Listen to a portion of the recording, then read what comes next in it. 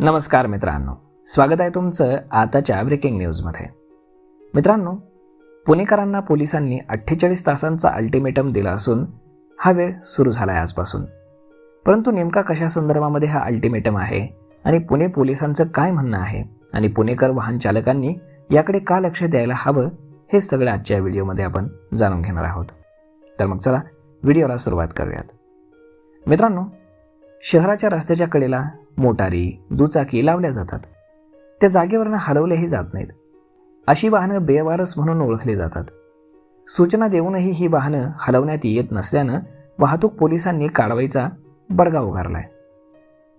पोलिसांकडनं वाहन मालकांना नोटीस बजावल्यानंतर 48 तासांमध्ये हे वाहन न हलवल्यास ते आता थेट जप्त करण्यात येणार आहे. शहरातील वेगवेगळ्या भागातील रस्ते तसेच प्रमुख रस्त्यांवरती ही वाहने लावली जातात. वाहन लावल्यानंतर ती काढली जात नाहीत.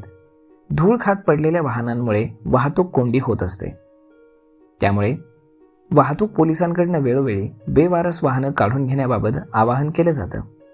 वाहतुकीला अडथळा ठरणाऱ्या अशा वाहनांविरुद्ध बुधवारपासून म्हणजेच 15 एप्रिलपासून कारवाई करण्यात येणार आहे, असा इशारा वाहतूक शाखेचे पोलीस उपायुक्त हिम्मत जाधव यांनी दिलेला आहे. बेवारस वाहनांविरुद्ध कारवाई करण्यासाठी पोलिसांकडून ही विशेष मोहीम हाती घेण्यात आली आहे.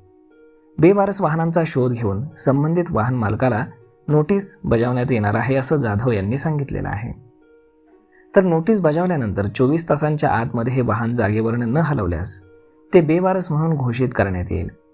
त्यानंतर 48 तासांमध्येच संबंधित वाहन हे जागेवरून हलवून जप्त करण्यात येईल, असं पोलीस आयुक्त यांनी स्पष्ट केलेलं आहे.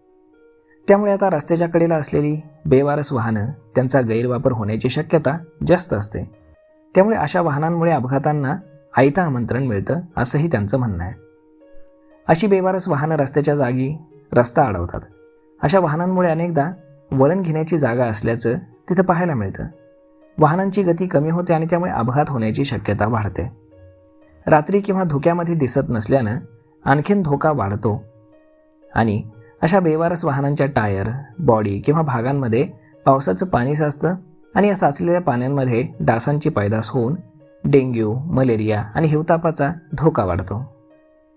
तर मग मित्रांनो, अशा पद्धतीनं जर तुमचंही बेवारस वाहन रस्त्याच्या कडेला उभं असेल तर पुढच्या 48 तासांमध्ये ते वाहन एकतर तुम्ही तुमच्याकडे घेऊन जावं किंवा मग सरकार आता थेट कारवाई करणार आहे.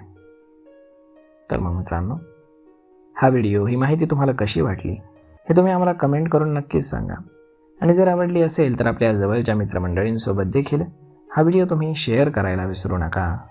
धन्यवाद.